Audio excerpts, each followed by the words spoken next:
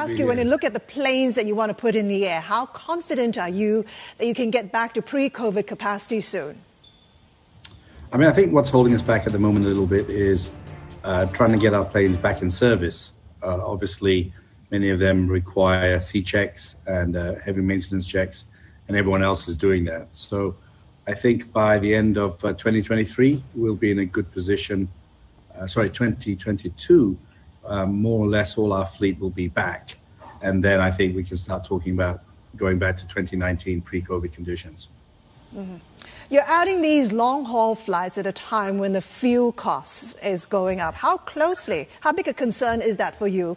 And how much can you pass on that higher fuel cost to your customers without denting demand?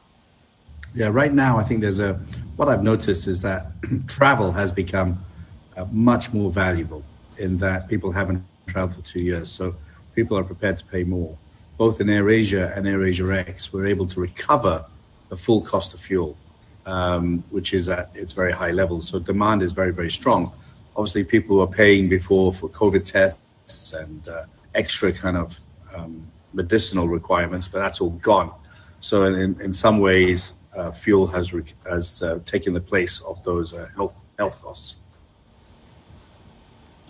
Tony, this is JP Ong. I do want to also ask about the recovery. Now, we've seen the stock price, at least for AirAsia X, actually down about 41% year to date. And you did come off that challenging yet successful exercise in restructuring that more than $8 billion in debt that AirAsia X was facing. What do you think investors might be missing with regards to AirAsia X, and why, in terms of AirAsia X, and how it's being reflected or being priced in the markets right now? I think we've got to start going. We've got to start flying.